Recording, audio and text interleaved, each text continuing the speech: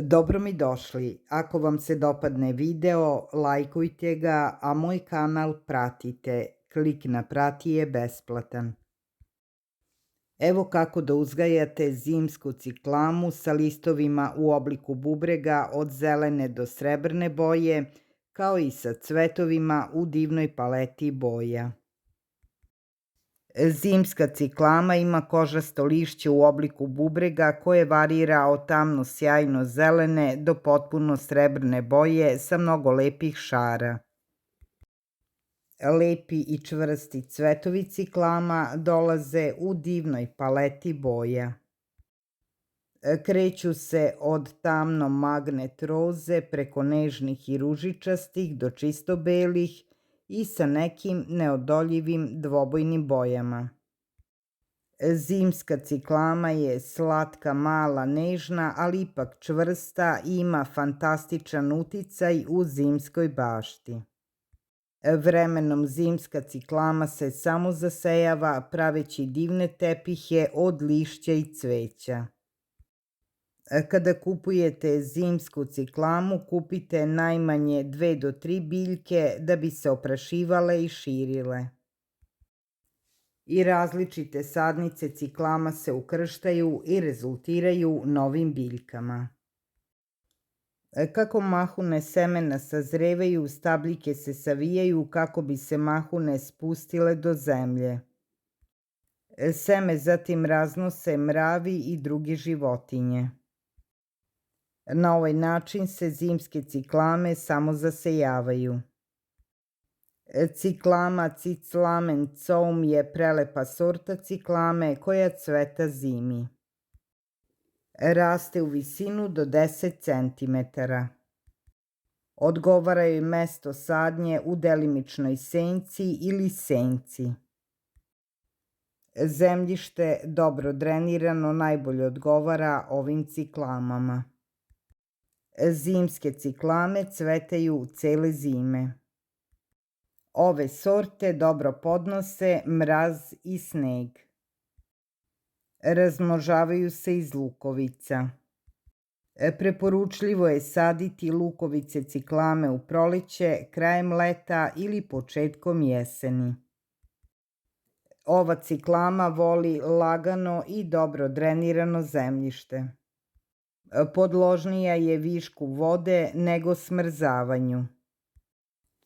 Prilikom sadnje ovih okruglih pljosnatih lukovica treba udaljiti jednu od druge od 10 do 15 cm. Ove zimske ciklame mogu se uzgajati i u saksijama. Za sadnju ovih ciklama u saksijama koristite specijalnu mešavinu zemlje za lukovice i pazite da posuda ima rupu na dnu. U saksijama možete iskombinovati ove lukovice ciklama i sa drugim lukovicama. Najpoželjnije su ciklame koje imaju listove bršljana. Ovim ciklamama nije potrebna neka posebna nega. Nemojte nikada uklanjati sa ovih ciklama ni jedno lišće pre nego što potpuno uvene.